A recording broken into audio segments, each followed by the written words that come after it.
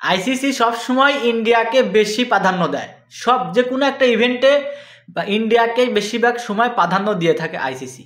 আসছে চ্যাম্পিয়ন্স ট্রফিতে দেখেন আইসিসি এমনভাবে শিডিউলটা ঠিক করছে, এমনভাবে গ্রুপটা ঠিক করছে যেখানে ইন্ডিয়া আলগোসে চলে গেছে অলরেডি, মানে তারা না খেললেও চলে গেছে সেমিফাইনালে, তাদের খেলার দরকার নাই, তারা না খেলেও সেমিফাইনালে চলে গেছে। তাদের গ্রুপটা আপনি দেখেন, তাদের গ্রুপে এই গ্রুপে ফেলাইছে ইন্ডিয়া, বাংলাদেশ, পাকিস্তান, এদিকে নিউজিল্যান্ড, যেখানে ইন্ডিয়ার প্রতিপক্ষ হিসাবে যদি 2টা ম্যাচে জেতাও তারা অলরেডি সেমিফাইনালে চলে গেছে, কারণ বাংলাদেশের সাথে যেতে যাবে, পাকিস্তানের সাথে সেরকম টক্কর দিতে পারবে না। ইন্ডিয়া যে ফর্মেট আছে এখন, সেখানে মনে করেন যে এখানের মানে এই 4টা টিমের ভিতরে কেউ ইন্ডিয়াকে টক্কর দিতে পারবে না।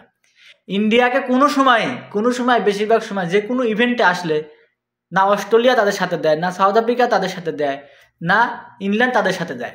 মানে এই সব 2-3টা গ্রুপ যে মানে 2-3টা যে টিমগুলো আছে ইন্ডিয়ার সাথে দিবে, যে অস্ট্রেলিয়া, ইংল্যান্ড, এরপরে সাউথ আফ্রিকা, এইসব টিমগুলোর সাথে ইন্ডিয়ার কোনো সময় তারা গ্রুপের ভিতরে ফেলাই দেন, যে কোনো একটা আসরেই হোক, সেটা যে কোনো আসর, T20 ওয়ার্ল্ড কাপ বলেন, যে কোনো ওয়ার্ল্ড কাপে পাক, যে কোনো একটা আসরেই হোক, তাদেরকে দেয় না, তাদেরকে কোনোভাবেই এইভাবে ইন্ডিয়ার গ্রুপে ফেলায় না।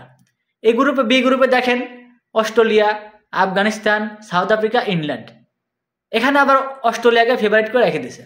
অস্ট্রেলিয়া তাও এখানে একটু কষ্ট আছে, কারণ এখানে সবগুলা টিম খেলে, আফগানিস্তান বাদে সবগুলা টিমই ভালো খেলবে।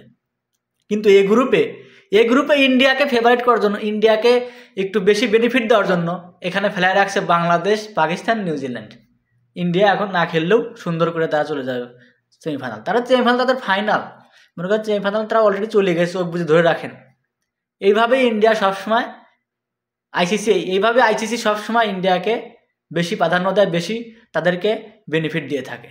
সব সময়ের মতো বরাবরের মতোই ইন্ডিয়াকে বেশি বেনিফিট দেয়, যে কোনো আসরেই হোক আইসিসি দিয়ে থাকে।